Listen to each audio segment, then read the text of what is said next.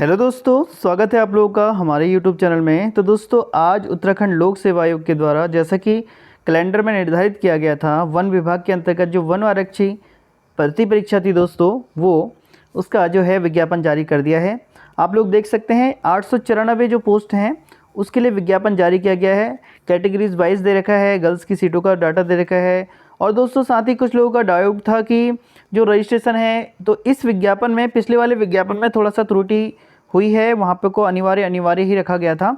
लेकिन इस जो विज्ञापन है इसमें आप लोग देखेंगे कि जो एम्प्लॉयमेंट रजिस्ट्रेशन था उसमें जो आप लोगों के डाउट थे वो क्लियर हो जाएंगे। चलिए, तो आप लोगों की जो प्रकाशन की तिथि आप लोग देख सकते हैं, और जो अंतिम तिथि है आप लोगों की वो है 11 नवंबर से पहले आप लोग इसको भर सकते हैं, रात के 12 बजे से पहले। तो दोस्तों, ये सारी कंडीशन है जैसा कि पिछले विज्ञापन में थी, आप लोग देख सकते हैं यहाँ पे क्वालिफिकेशन डिटेल्स, ये सारी चीज़ें हम लोग देखेंगे इसमें। साथ ही दोस्तों, यहाँ पे जो शारीरिक जो परीक्षा होने वाली है इसमें हम महत्वपूर्ण सारी वो बातें करेंगे जो आप लोगों के लिए इम्पोर्टेंट है। अगर हम बात करें यहाँ पे शारीरिक परीक्षा जो होगी आप लोगों की, ये परीक्षा जो आप लोगों का पहले लिखित परीक्षा होगी उसके पश्चात होगा। फिर हम लोग बात करते हैं पोस्ट डिटेल की। सबसे पहले देख लेते हैं पोस्ट डिटेल। तो दोस्तों, हम लोग बात करें जो रिक्तियों का विवरण है, टोटल पद आप लोगों के 894 हैं, जिसमें हम लोग बात करें एससी के जो हैं 164 पोस्ट हैं और एसटी के 37 हैं, और ओबीसी के हम लोग बात करें तो 126, और ईडब्ल्यूएस की बात करें तो 94, और जो है अनरिजर्व की हम लोग बात करें तो वो हो गई आप लोगों की 473 पोस्ट। अपने आप में काफ़ी बड़ी भर्ती प्रक्रिया है दोस्तों। अगर आप लोग देखें, काफ़ी ज़्यादा पदों की संख्या है। साथ ही यहाँ पे को जो है अभी यहाँ पे को SC ST 36 आरक्षण का जो है क्लियर नहीं किया गया है। यहाँ पर ओवरऑल आप लोग देख सकते हैं यहाँ पे महिलाएं कितनी हैं, और यहाँ पे पुरुष सैनिक कितने हैं, अनाथ जो एक नया आरक्षण जुड़ा हुआ था वो कितने हैं। आप लोग यहाँ पे देखिए, महिला की 268 सीटें हैं, और DFF की 18 सीटें हैं, पुरुष सैनिक की 45 सीटें हैं, और अनाथ बच्चों के लिए जो है वो है 24 सीटें हैं।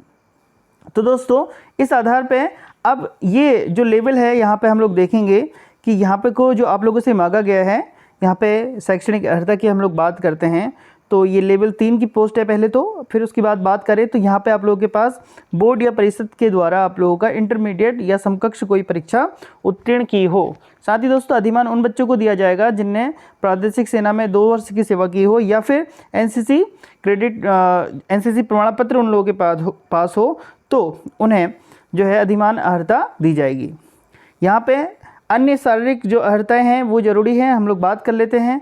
यहाँ पे अगर हम लोग देखें दोस्तों, तो पुरुष के लिए 163 सेंटीमीटर और महिला के लिए 150।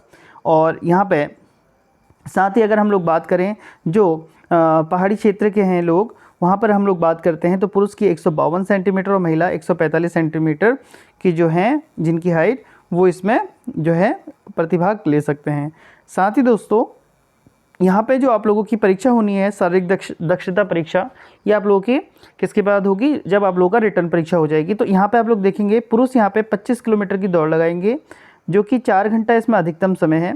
और बात करते हैं महिला 14 किलोमीटर की दौड़ लगाएंगे, जिसमें अधिकतम समय इसमें 4 घंटे का। जो लोग इसे क्वालिफाई करेंगे वही जो है अंतिम मेरिट सूची में पाए जाएंगे। अब दोस्तों, बात कर लेते हैं एज। यहाँ पे एज की जो काउंटिंग होने वाली है, यहाँ पे ये नया विज्ञापन है तो आई होप इसमें देख लेते हैं। 18 वर्ष अधिकतम और 28 वर्ष के भीतर ही यहाँ पे को आप लोग फॉर्म फिल कर सकते हैं। ये एक रिस्ट्रिक्शन है यहाँ पे को, 28 से ज़्यादा नहीं। साथ ही दोस्तों, यहाँ पर एक शासनादेश आया हुआ था जिसका संज्ञान दिया गया है। यहाँ पे को न्यूनतम आयु 18 और अधिकतम 29 वर्ष से अधिक नहीं होनी चाहिए, यानी 1 वर्ष का इसमें जो है लाभ दिया जाएगा इस शासनादेश के अंतर्गत जो लोग भी आ रहे होंगे। अब बात करते हैं अधिकतम आयु की छूट के संबंध में। अन्य जो कैटेगरीज़ हैं यहाँ पर को SC ST OBC, तो यहाँ पर को आप लोग देखेंगे अधिकतम यहाँ पे आयु 5 वर्ष, और जो है यहाँ पर को 5 वर्ष तक की आप लोगों को इसके अलावा भी छूट दी जा सकती है। अब इसके अतिरिक्त हम लोग बात करते हैं दोस्तों, जहाँ पे आप लोग थोड़ा कन्फ्यूजन थे पिछले वाले विज्ञापन को लेकर, काफ़ी आप लोगों के मैसेज कॉल आ रहे थे कि इसमें क्या हो सकता है। तो देखिए, अनिवार्य और वांछनीय अर्हता में हम लोग देखेंगे यहाँ पे दोस्तों, सबसे पहले तो ये कि यहाँ पे अनिवार्य, यहाँ पर को अगर आप लोग देखें, या तो आप लोग इस कंडीशन को पूरा कर रहे हैं तो आप फॉर्म फिल कर सकते हैं। हम लोग देखेंगे यहाँ पे क्या है कि जो भी समूह ग लेवल की जो भी भर्ती परीक्षाएं होती हैं, यहाँ पर को अगर किसी व्यक्ति ने या जो भी अभ्यर्थी होंगे अगर उसने हाई स्कूल और इंटर या समकक्ष स्तर की शिक्षा अगर उत्तराखंड राज्य में स्थित होकर अगर उसने करी है, पढ़ाई करी है, तो वो फॉर्म को फिल कर सकता है।